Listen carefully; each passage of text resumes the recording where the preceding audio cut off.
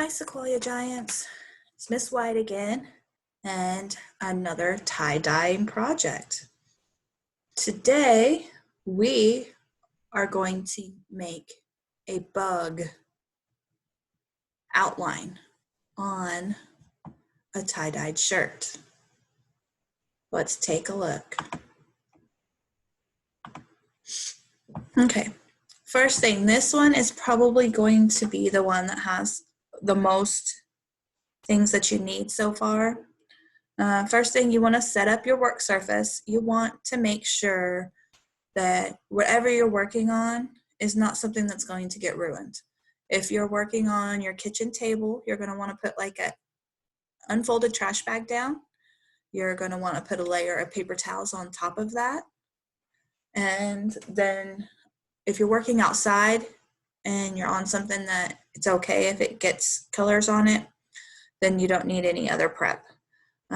You want to have your shirt pre-washed. Most shirts come pre-washed anymore, but just make sure you have a white t-shirt that's pre-washed. 100% cotton works the best. And then we also used a dye kit this time that we bought at the store.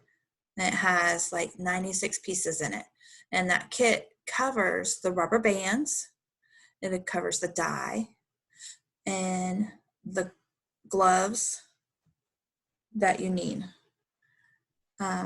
You'll also need at least 1 or 2 Walmart sacks or plastic bags to wrap your shirt up in when you're done dyeing it so it can sit. All right. Here's how we started. With a washable marker, like a Crayola marker, I drew 3 circles and 3 lines on each side of the circle. Then I got a rubber band, and each circle I pulled the middle up and put the rubber band around where the blue lines were. And I got the rubber band as tight as I could. These shirts right here are toddler size shirts, so they're very small.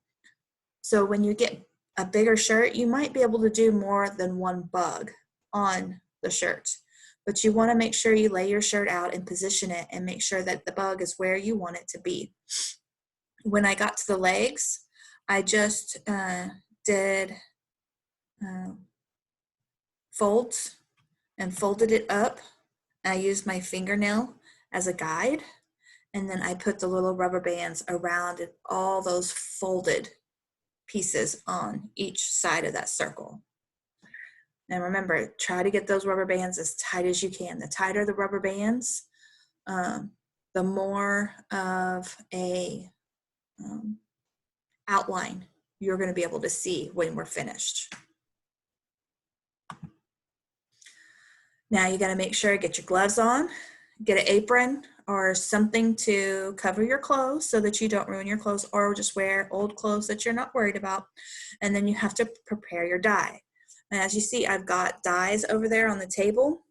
There are instructions that came with the kit where you just add water to each of those bottles.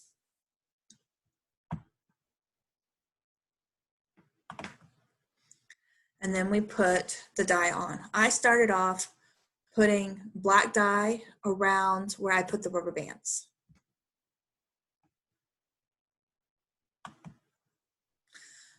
And then you just add your colors however you want it. Remember, you want to do your dark colors first, your light colors last, and because they're going to blend together.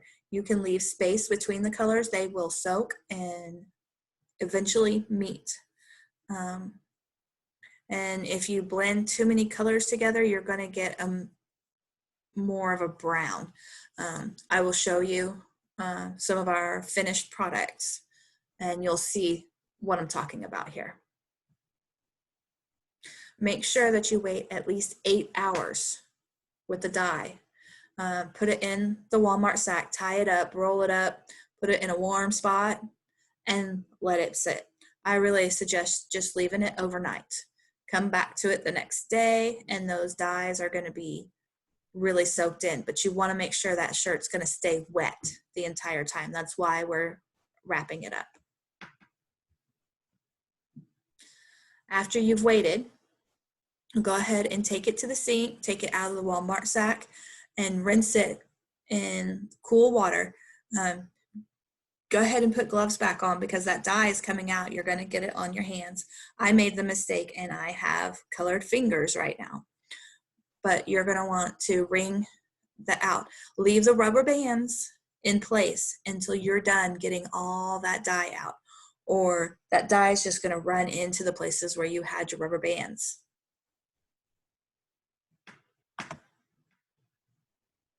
And here's a reveal.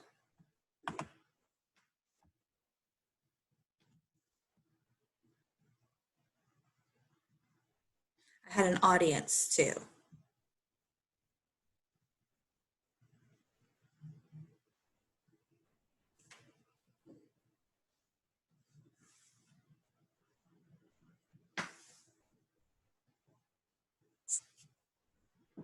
And as you can see, those shirts are still really wet. I didn't wring them out all the way.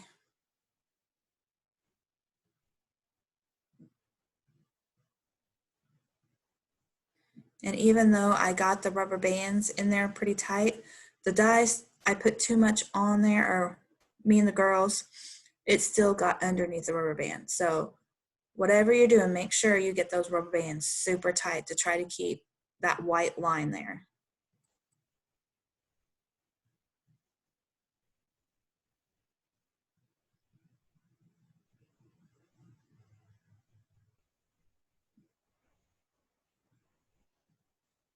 If you don't want to try to reuse the rubber bands, you can definitely use scissors and just pull it up and cut, and the rubber bands will come off a lot easier. Also, when I get to the actual bug part, I show you another technique you can use to try to pop them off pretty quickly. See, I just start pulling it, and those rubber bands just pop up.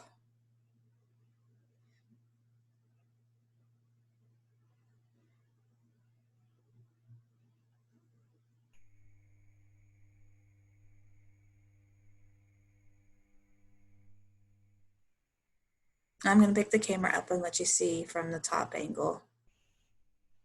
And there you can see I didn't get any white, but since I put the black around the rubber bands, you could still see the outline of the bug. Let's go look at the pictures of all three that we did. Okay, so on the top right, you can see where it kind of mixed all those colors and it turned kind of brownish and mucky, to where the middle one, we didn't put as much color on there, and there's like, you can see all the different colors, so they didn't just blend. And then it's kind of a mix on the left-hand side. Here's the girls wearing their shirts.